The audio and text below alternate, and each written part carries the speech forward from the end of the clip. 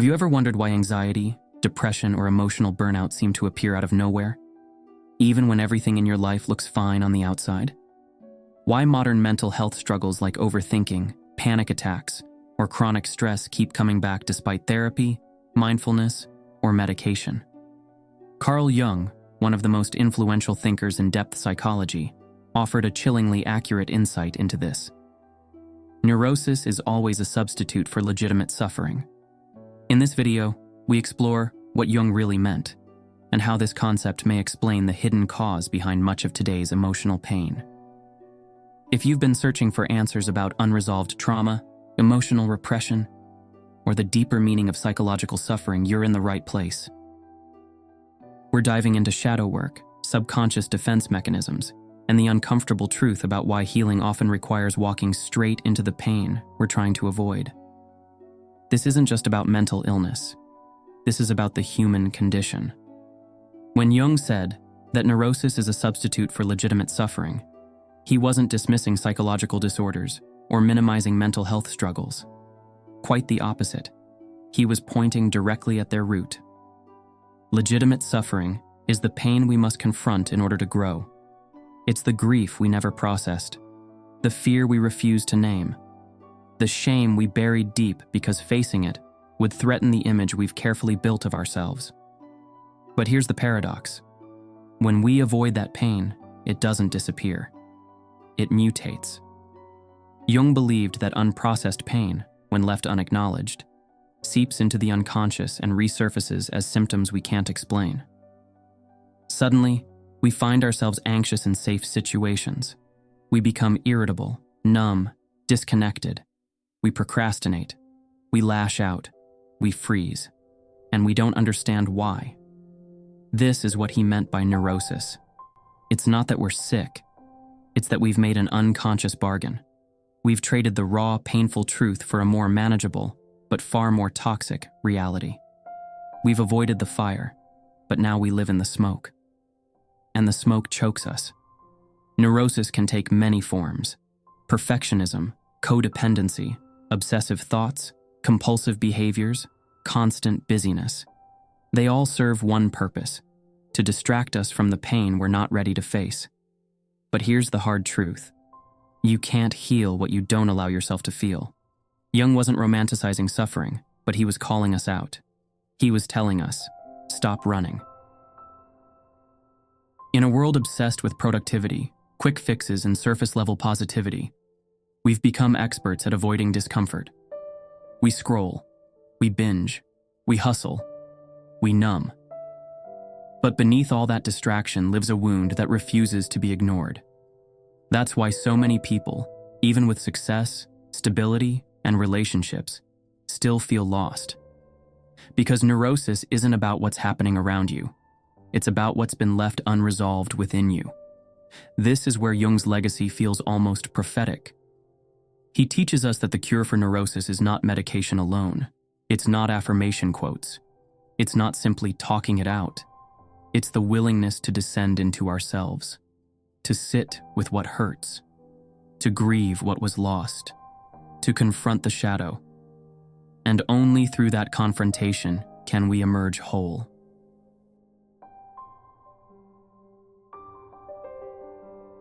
You might be wondering, but what does legitimate suffering actually look like? It can be as simple and as profound as allowing yourself to mourn a failed relationship instead of rushing into the next one. It can mean facing the loneliness you've been masking with constant social media scrolling. It might be admitting that the job you've devoted years to is no longer aligned with your values. Legitimate suffering is honest. It strips away the noise. It often begins with a quiet, painful realization. Something inside me is not okay, and I've been pretending it is. But that raw honesty, that uncomfortable truth, is the beginning of transformation. You see, neurosis thrives in avoidance. It feeds on denial. It multiplies when we silence ourselves. And here's the strange twist. Neurosis is not the enemy. It's the signal. It's the body saying, there's something here you need to look at. It's your unconscious whispering. I'm carrying too much. and you've forgotten how to listen. Jung never saw the human psyche as broken. He saw it as fragmented, disintegrated by unacknowledged wounds. His entire philosophy was built on the idea that true healing is a return to wholeness. And to get there, we must pass through the very emotions we've spent our lives avoiding. Think about how often people say, "I don't know why I'm so anxious. I just feel empty, even when everything is going well. I keep repeating the same toxic patterns, and I don't know how to stop." Jung would gently, but firmly, invite them to stop treating the symptoms as the problem. Because beneath the anxiety might be an unresolved grief. Beneath the overthinking might be a fear of abandonment. Beneath the addiction, the rage, the obsession, there's often a truth that was too painful to face when it first emerged. And now, years later, that unprocessed suffering has become a pattern, engraved into the psyche, shaping behavior, thought, and identity. So what do? We don't fight the neurosis directly. We listen to it.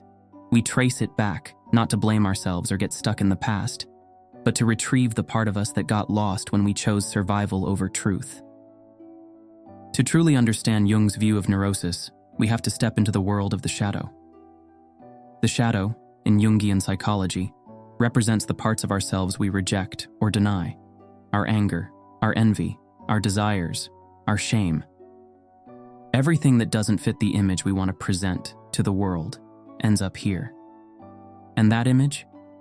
That's what Jung called the persona, the social mask we wear to be accepted.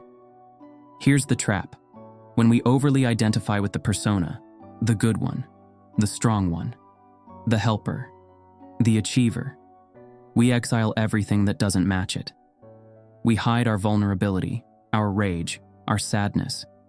But what is repressed doesn't vanish. It becomes fuel for neurosis. Think of the overworked perfectionist who can't rest without guilt, or the endlessly cheerful person who breaks down in private, or the self-sacrificing friend who secretly resents everyone. These are not bad people. These are people caught in a war between the persona and the shadow. And neurosis is often the battlefield. Another key idea in Jungian theory is the concept of the complex. A complex is like a knot in the psyche, a charged emotional pattern that gets activated under specific conditions. We all have them. Maybe a tone of voice reminds you of your critical parent, and suddenly, you feel small. Maybe failure on a small task spirals into a full-blown crisis because it touches an old wound of not being enough. Jung believed these complexes hold incredible power over us, especially when we're unaware of them. And again, this is where neurosis finds its roots, in the tangled web of forgotten pain, unconscious belief, and emotional memory.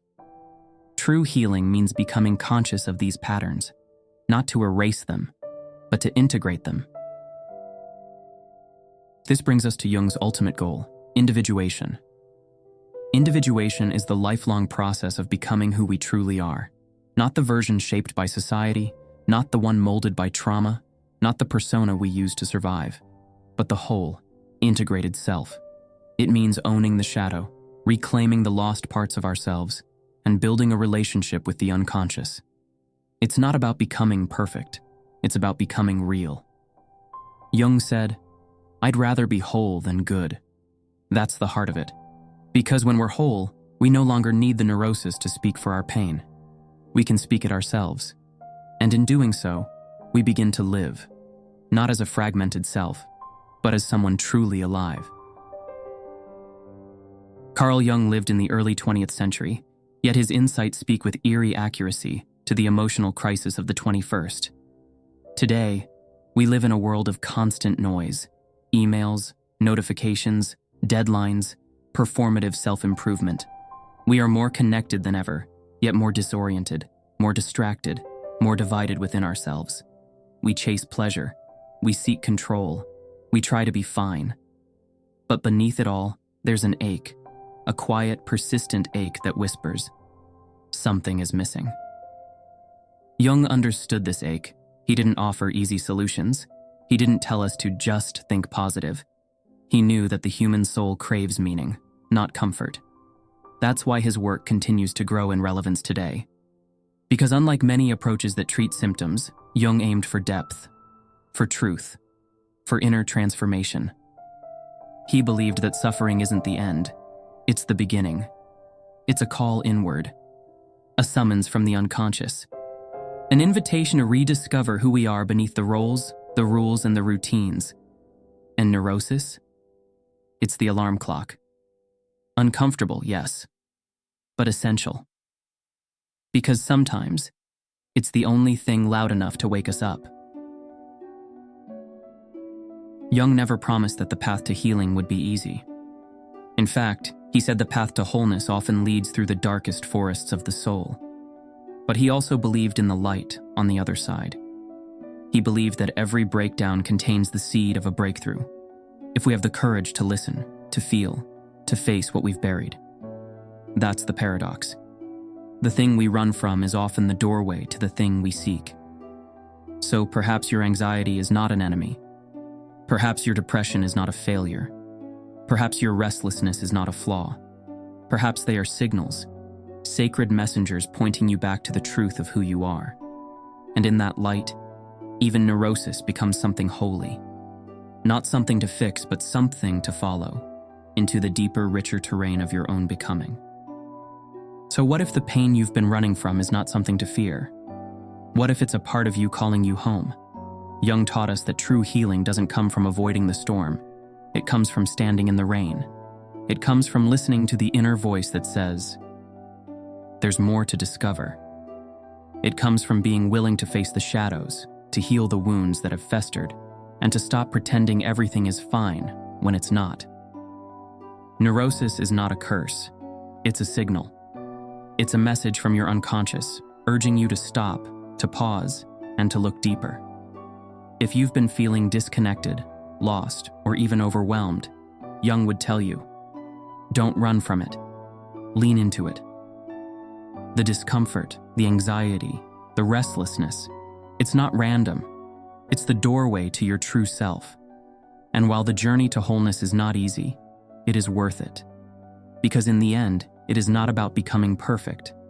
It's about becoming authentic. It's about becoming the person you were always meant to be. If you're ready to embark on that journey, to confront your own shadows and begin the process of individuation, know that you're not alone. There's a whole community of souls out there doing the same thing, walking the same path. So, the next time you feel that tug of neurosis, remember, it's not the enemy. It's the guide. Are you ready to listen? If you found this video helpful, make sure to like, comment, and subscribe for more deep dives into the wisdom of Carl Jung and the journey of self-discovery. Feel free to share your thoughts. How has Jung's perspective on neurosis resonated with you? Let's start a conversation in the comments below.